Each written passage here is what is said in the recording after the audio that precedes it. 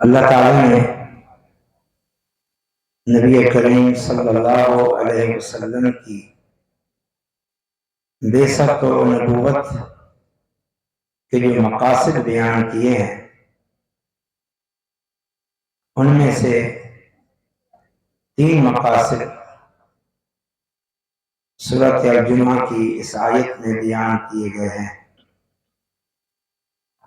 Number 1، اللہ کے قرآن کی، اللہ کے کلام کی تلاوت، اللہ کے کلام کو لوگوں تک پہنچانا۔ نمبر 2، لوگوں کا تزکیہ، لوگوں کی اصلاح۔ اور نمبر 3، قرآن کی باقاعدہ تعلیم، تبیین۔ اور اللہ نے اپنے نبی صلی اللہ علیہ وسلم کو جو قرآن کی تفسیر کا علم دیا، یا قرآن کے علاوہ مزید جو احکامات دین دیے، تو ان دونوں کی، قرآن کی اور دیگر جو احکامات دین ہیں جنہیں حکمت کہا جاتا ہے، ان کی تعلیم۔ اور مقصد یہ بیان کیا تاکہ اس طرح لوگوں کو گمراہی سے بچایا جائے۔ تو اللہ نے رسول اللہ صلی اللہ علیہ وسلم کو گمراہی سے بچانے کے لیے مبعوث کیا، اور اس کے لیے نصاب یہ دیا، ایک تو اللہ کا کلام اللہ کے بندوں تک پہنچائے، اس میں عقائد ہیں، اعمال ہیں، احکامات ہیں، اور ساتھ میں باقاعدہ ایک ایک بات کی وضاحت کر کے ان کی اصلاح کرے۔ جو بھی برائیاں ہیں یا گندگیاں ہیں یا خرابیاں ہیں، عقیدے کی ہوں، عمل کی ہوں، اخلاق کی ہوں، عادات کی ہوں، ان سب کی اصلاح کرے۔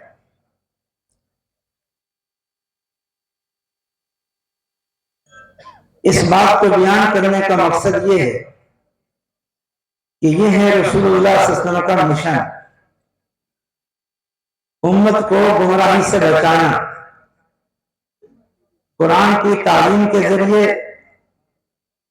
لوگوں کا تزکیہ اور اصلاح کر کے، اور باقاعدہ دینی احکامات کی من کل الوجوہ، تمام پہلو سے تعلیم دے کے۔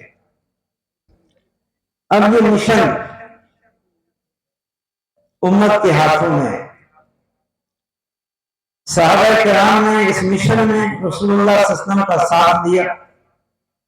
آپ کی زندگی میں، آپ صلی اللہ علیہ وسلم کی زندگی کے بعد صحابہ نے اس مشن کو سنبھالا، اللہ کا دین اللہ کے بندوں تک پہنچایا، لوگوں کے عقیدے عمل کی اصلاح کی، اور رسول اللہ صلی اللہ علیہ وسلم کے تمام فرامین کو امت تک پہنچایا۔ تابعین نے بھی اس مشن کو سنبھالا، تبع تابعین نے اور محدثین نے تو احادیث کو ایک جگہ جمع کر کے اس پہلو میں بھی اپنا پورا حق ادا کر دیا۔ اب یہ دین قرآن اور حدیث کی صورت میں الحمدللہ محفوظ ہو چکا ہے۔ اس قرآن و حدیث کو لوگوں تک پہنچانا، اس کی روشنی میں معاشرے میں پائی جانے والی ایک ایک خرابی، ایک ایک گندگی، عقیدے کی ہو، عمل کی ہو، اخلاق کی ہو، عادات کی ہو، اس کو دور کرنا ہے، اور باقاعدہ قرآن اور حدیث کی صورت میں جو عقائد اور احکامات دین ہیں، ان کی پوری فہم لوگوں کو دینی۔ اب یہ مشن چلتے چلتے آج ہمارے ہاتھوں میں ہے۔ بالخصوص الحمدللہ جماعت اہل حدیث اس مشن نبوی کی امین ہے۔ رسول اللہ صلی اللہ علیہ وسلم نے یہ جو نصاب دیا لوگوں کی اصلاح کا، اس کی امین ہے۔ یہ جو رسول اللہ صلی اللہ علیہ وسلم کا منہج تھا لوگوں کی اصلاح کا، لوگوں کو گمراہی سے بچانے کا، اس کی امین ہے۔ ہم سب کا یہ کام ہے، ہم سب کی یہ ذمہ داری ہے۔ بالخصوص گمراہی کی جو اصل جڑ ہے، شرک اور بدعت اور دیگر تمام خود ساختہ عقائد، اعمال و خرافات، ان کا رد یہ ہماری اس دعوت میں، تبلیغ میں نمایاں ہونا چاہیے، بنیادی حیثیت رکھنی چاہیے۔ اور آج یہ ذمہ داری جماعت اہل حدیث کے کاموں پہ ہے۔ ایک تو اس لیے کہ صحیح معنوں میں یہ حاملین قرآن و حدیث ہے، اور ایک اس لیے بھی کہ صحیح معنوں میں یہ توحید و سنت کو جاننے والے، سمجھنے والے اور اس پر عمل کر رہا ہے۔ محترم قاری صاحب حافظہ اللہ اس حوالے سے بڑے ہی پیارے انداز میں بات بیان فرما رہے تھے، اور جماعت کی اس پہلو سے ذمہ داری کو اور آپ کی بھی ذمہ داری کو اجاگر کر رہے تھے۔ اللہ کی توفیق سے یہ مبارک مشن جاری اور ساری ہے۔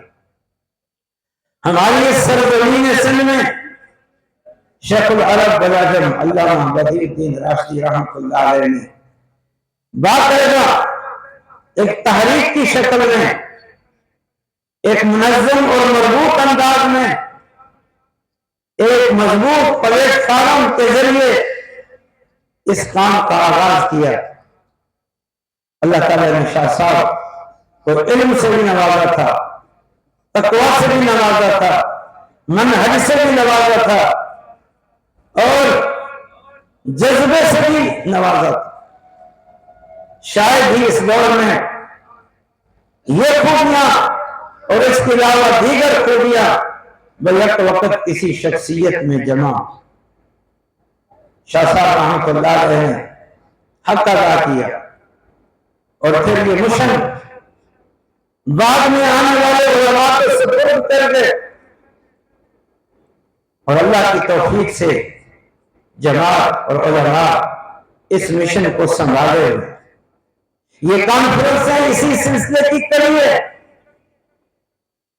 دریا خان مری کا یہ عظیم الشان اجتماع، اس سے پہلے بھی کئی مرتبہ اجتماعات ہو چکے، یہ اسی سلسلے کی کڑی۔ سندھ کا کوئی شہر نہیں ہے جہاں الحمدللہ کانفرنسیں منعقد نہ ہوتی۔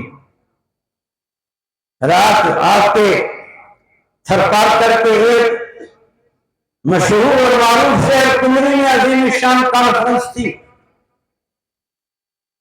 کچھ عرصہ پہلے، کچھ دن پہلے، عرصہ نہیں، چترو شہر میں بڑی کانفرنس تھی، اور یہ کانفرنس کا سلسلہ جاری اور ساری۔ اللہ کی توفیق سے دین کی خدمت ہو رہی ہے، علماء کرام اپنی ذمہ داری نبھا رہے ہیں۔ شاہ صاحب رحمۃ اللہ علیہ نے جو دعوت توحید و سنت کی بنیاد رکھی تھی، الحمدللہ آج یہ دعوت اپنے عروج کو پہنچ چکی ہے۔ یہ توحید و سنت یہ دین کا اصل ہے، دین کا اصل مسئلہ توحید ہے، اللہ کا حق، حق کی عبادت، حق کی ربوبیت، اور نبی صلی اللہ علیہ وسلم کا حق، حق کی اطاعت، یہ اصل دین ہے۔ اور اس اصل دین کی اساس و بنیاد قرآن و حدیث ہے۔ یہ دونوں چیزیں لازم ملزوم ہیں، ایک دوسرے سے جڑی ہوئی ہیں۔ توحید و سنت دین کی بنیاد ہے، دین کا اصل ہے، اس کے بغیر نجات نہیں ہے۔ یہی لا الہ الا اللہ محمد رسول اللہ کا معنی ہے۔ عبادت ایک اللہ کی، اطاعت رسول اللہ کی صلی اللہ علیہ وسلم۔ اور توحید و سنت کا علم، اس کی معرفت، اس کی فہم، یہ صرف اور صرف قرآن اور حدیث ہے۔ اصل دین قرآن حدیث ہے، اصل دین توحید و سنت ہے۔ توحید و سنت قرآن حدیث کے بغیر سمجھ نہیں آ سکتی۔ وہ توحید نہیں ہے جس کی اساس قرآن حدیث نہیں ہے، وہ سنت نہیں ہے جس کی اساس قرآن حدیث نہیں ہے۔ اور اگر کوئی بندہ قرآن اور حدیث کے حامل ہونے کا دعویٰ کرے، قرآن حدیث کو ماننے کا دعویٰ کرے، قرآن حدیث کو دین سمجھے، لیکن اس کی توحید قرآن حدیث والی نہیں ہے، اس کی سنت قرآن حدیث والی نہیں ہے، تو اس کا وہ قرآن حدیث کو ماننا بھی بیکار ہے۔ یہ لازم ملزوم ہے۔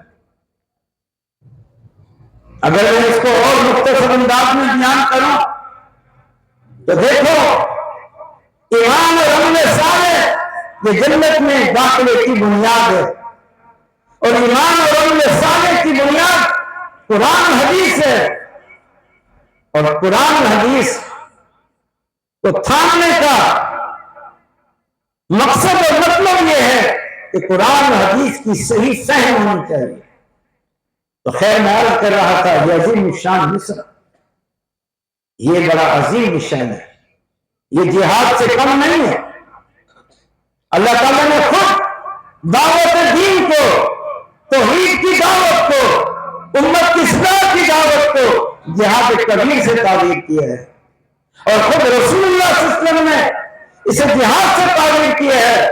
صحیح مسلم کی حدیث ہے، فرمایا ما بعث اللہ من قبلی فی امت من نبی الا کان له اصحاب وحواریون یاخذون بسنته ویقتدون بامره ثم جاء من بعدهم خلوف یقولون ما لا یفعلون ویفعلون ما لا یؤمرون فمن جاهدهم بيده فهو مؤمن ومن جاهدهم بلسانه فهو مؤمن ومن جاهدهم بقلبه فهو مؤمن وليس وراء ذلك من الإيمان حبة خردل۔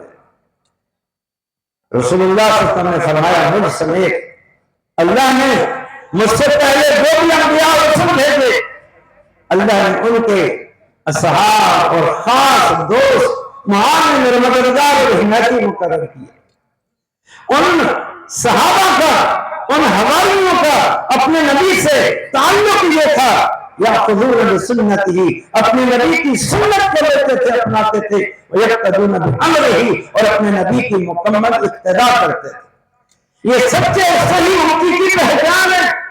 اور آج اللہ کی توفیق سے آسمان کی چھت کے نیچے، اس زمین کی پشت پر رسولوں کے، صحابہ کا یہ وصف اگر کسی جماعت میں ہے تو وہ جماعت اہل حدیث ہے، یاخذون بسنتہ ویقتدون بامرہ۔ فرمایا پھر وقت گزرنے کے ساتھ ساتھ جاء من بعدہم خلوف، کچھ نالائق لوگ آ جاتے ہیں، یہ امتی بھی کہلاتے ہیں، کلمہ بھی پڑھتے ہیں، محبت بھی کرتے ہیں، لیکن ہوتے نالائق ہیں۔ ان کی نالائقی کیا ہے؟ یقولون ما لا یفعلون، جو کہتے ہیں وہ کرتے نہیں ہیں، ویفعلون ما لا یؤمرون، اور جو کر رہے ہوتے انہیں اس کا حکم نہیں دیا جاتا۔ آج کہنے والے بہت ہیں، قرآن و حدیث، قرآن و سنت، قرآن و حدیث، قرآن و سنت، ہر گروہ سی بات کی بات کرتا ہے، دعویٰ کرتا ہے، لیکن کتاب و سنت سے کوسوں دور ہے۔ کوئی تقلیدی بندھنوں میں جکڑا ہوا ہے، کوئی پوری مریدی میں جکڑا ہوا ہے، کوئی تصوف کے سلسلے میں جکڑا ہوا ہے، اور کوئی قبر پرستی میں جکڑا ہوا ہے، اور کوئی امامت کے نام پر نیا دین گھڑ کے بیٹھا ہوا ہے۔ لیکن بات کریں گے تو قرآن حدیث کی کریں گے۔ یقولون ما لا یفعلون، جو کہتے ہیں وہ کرتے نہیں ہیں۔ قرآن حدیث کو دین مان کر واقعتاً، حقیقتاً، عملاً قرآن حدیث کو دین ماننے والی اگر کوئی جماعت ہے تو اہل حدیث تم ہو۔ یفعلون ما لا یؤمرون، اور جو کر رہے ہوتے ہیں اس کا ان کو حکم نہیں دیا ہوا ہوتا۔ کر کیا رہے ہیں؟ یہ قبر پرستی، یہ پیر پرستی، یہ بدعات ماہانہ سالانہ دین کو بدل کے رکھ دیے ہے۔ नित नए तरीके, हर महीने और साल का नया एडिशन, बिदात और खुराफात, जिनके बारे में रसूलुल्लाह सल्लल्लाहु अलैहि वसल्लम ने फरमाया था शर्रुल उमूर मुहदसात हुआ, सबसे बदतरीन काम वो है जिसे लोग खुद बना के घर के उसे दीन करार दे। तो फरमाया ऐसे काम करेंगे जिनका उनको हुक्म नहीं दिया गया, मना गुमराह हो जाएंगे, दीन को बदल देंगे, दीन से हट जाएंगे। जैसे कि रसूलुल्लाह सल्लल्लाहु अलैहि वसल्लम ने फरमाया मेरी उम्मत 73 में बढ़ जाएगी, यहूद और नसारा से भी आगे बढ़ जाएगी।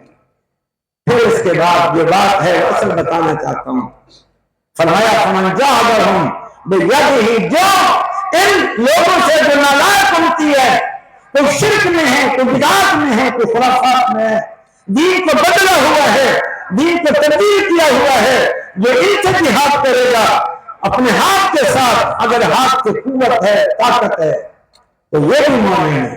जो इनसे जिहाद करेगा अगर हाथ के साथ नहीं जुबान के साथ, तो ये भी मोमिन है। और अगर न हाथ से ताकत है न जुबान से ताकत है, तो फिर दिल में उसको बुरा जाने, उस शिर्क को, उस बिदअत को, उस नित नए तरीकों को और दीगर गुनाहों को, तो ये भी ईमान है। लेकिन अगर दिल से भी वो शिर्क और बिदअत को बुरा नहीं कहता, बल्कि जैसे कारी साहब कह रहे थे बड़े दर्द दिल के साथ, मुशरिकीन और मुब्तदिईन वो करीब बिठाता है, उनका साथी बनता है, सीने से लगाता है उनको और समझता है ये कोई बड़ी बात नहीं है, ये कोई बड़ा फर्क नहीं है। मना दिल से भी न शिर्क और बिदअत में पड़े हुओं को बुरा समझता है, न शिर्क और बिदअत को बुरा समझता है। फरमाया वो समझ ले उसके दिल में राई के दाने के बराबर ईमान है। और कारी साहब सही कह रहे थे, आज तुमसे ये ईमान छीना जा रहा है, तुम्हारे दिलों से तौहीद और सुन्नत की गैरत को खत्म किया जा रहा है, तौहीद और शिर्क और बिदअत की नफरत को खत्म किया जा रहा है। हमारे शेख फरमाते हैं हाफिज़हुल्लाह, जिस कदर जरूरी है कि हमारे दिल और दिमाग और सीनों में तौहीद और सुन्नत की मजबूत मोहब्बत हो, इसी तरह जरूरी है कि हमारे दिलों में शिर्क और बिदअत की शदीद तरीन नफरत भी हो। जिस तरह नाम आमाल में तौहीद और सुन्नत की मजबूती एक अजीम नेकी के तौर पर दर्ज होगी, इसी तरह शिर्क और बिदअत की शदीद नफरत भी नेकी की तरह दर्ज होगी। इसलिए जरूरी है आप लोग इस मिशन के पासवान, अल्लाह की तौफीक से अजीम शान प्लेटफार्म जमीयत अहले हदीस सिंध का आपके पास मौजूद है। हमारे उलमाए किराम मौजूद हैं जिन्होंने माशाअल्लाह इस मिशन को संभाला हुआ है। इस सरजमीन पे शाह साहब ने अपना खून पसीना एक करके, अपनी जवानी खर्च करके, अपना माल खर्च करके, सबमद एक करके तने तनहा पूरे सिंध को और सिंध के साथ जहां भी अल्लाह ने तौफीक दी, पंजाब में, बल्तिस्तान में, खैबर पख्तूनख्वा में या बल्कि मुल्क से बाहर जहां भी इनसे हो सका, उन्होंने उलमाए इनायत कलमतुल्लाह को फरीदा अंजाम दिया। लेकिन ये सरजमीन सिंध उनका असल मरकज था, असल हदफ था, उन्होंने ये काम किया। अल्लाह की तौफीक से उनके शागिर्द रशीद, उनके नायब और उनके बाद उनके जानशीं मुहद्दिस नासिर अल्लामा अब्दुल्लाह नासिर रहमानी हाफिज़हुल्लाह ने उसी मिशन को संभाला हुआ है और जमात के दीगर अकादमीन उनके दस्त बाजू है और ये दीन का काम भरपूर अंदाज में हो रहा है। आज हमने अभी अल्हम्दुलिल्लाह थोड़ा सा हमने सुना, लेकिन शिर्क की मुजम्मत और शिर्क की तबाहकारियों पर और तौहीद के बयान पर अपनी जमात के अजीम खतीब, अजीम मुक़र्रर मोहतरम कारी साहब का खिताब सुना, तो अल्हम्दुलिल्लाह ये काम हो रहा है। बस इतनी सी अर्ज करता हूं कि अल्लाह ने जमीयत अहले हदीस सिंध की सूरत में एक अजीम शान प्लेटफार्म दिया है। अगर दीन का काम करना है, इस जिहाद को आगे बढ़ाना है, उम्मत की इस्लाह करनी है, शिर्क और बिदअत को रद्द करना है, इस गुमराही में डूबी हुई उम्मत को गुमराही से बचाना है, अगर वाकईतन दीन का ये काम करना है और इसको दीन का काम समझते हो तो ये प्लेटफार्म मौजूद है। फिर इन बरफरोशों को मुनाकिद करो, इन प्रोग्रामों को मुनाकिद करो और इससे बढ़कर जो असल बेस है, असल बुनियाद है, इस इलाके में तौहीद توحید و سنت کے کام کو آگے بڑھانے کی وہ مساجد ہے، وہ مدارس ہے. پہلے مساجد اور پھر اللہ توفیق دے مدارس، پھر اللہ توفیق دے یہ سالانہ ماہانہ کانفرنس ہے، یہ مبارک سلسلے ہے، اور اللہ کی توفیق سے یہ سلسلہ جاری اور ساری. مساجد الحمدللہ قائم ہو رہی ہیں. خوش نصیب ہیں وہ لوگ جو مساجد کے قیام میں سرمایہ خرچ کرتے ہیں. ابھی مجھے معلوم ہوا اس علاقے میں ایک اور مسجد بننے چلی جا رہی ہے. اس علاقے کے ایک محترم جناب میر محمد مقصی صاحب نے ماشاءاللہ 5000 اسکوائر فٹ کی زمین مسجد کے لیے عطیہ کی ہے، اور کچھ عرصے بعد وہ روڈ بن رہا ہے. جب بن جائے گا تو وہ مسجد کا سنگ بنیاد رکھا جائے گا، اور جہاں جاتے ہیں ہمیں وہی خوشخبریاں ملتی ہیں. یہ ایک جماعتی نظم ہے، اس کی برکات ہے. میں یہ نصیحت کروں گا اس نظم کے ساتھ جڑ جائیں، اس کو اور مضبوط کریں، کمزور نہ کریں. اس کو یقین جانیں جس نظم کو کمزور کرتا ہے وہ اس علاقے میں اس سرزمین پر جو توحید و سنت کا جو مشن ہے، جو در حقیقت مشن نبوی ہے، اسے کمزور کرتا ہے، اسے کمزور کرتا ہے. تو آپ لوگوں نے اس مشن کو کمزور نہیں ہونے دینا، توحید و سنت کے اس عالم کو گرنے نہیں دینا. سب کو میں نصیحت کروں گا، سرمایہ داروں کو بھی، مالداروں کو بھی، علماء کو بھی، طلباء کو بھی، عام افراد کو بھی، کہ وہ جڑ جائیں اس کے ساتھ. یہ ہم سب کی ذمہ داری ہے. من رأى منكم منكرا فليغيره بيده فإن لم يستطع فبلسانه وإن لم يستطع فبقلبه وذلك أضعف الإيمان. جو بھی برائی دیکھے اس برائی کو وہ مٹائے.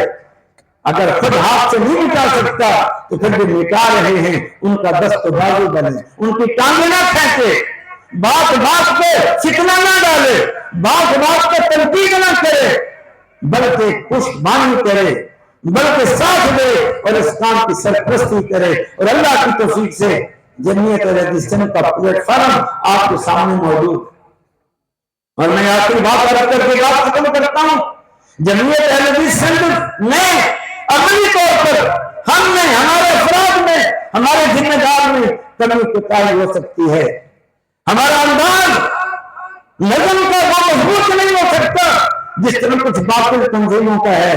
ہماری بھاگ دوڑ شاید وہ نہ ہو جس طرح دوسروں کی ہے، پیسے کی ریٹ پہ نہ ہو جیسے دوسری جگہ پر ہے. لیکن اتنی بات لوگ ٹوٹ الفاظ میں واضح طور پر اور یقین کے ساتھ کہہ سکتے ہیں کہ منہجی اعتبار سے الحمدللہ ہمارا کوئی مقابلہ نہیں.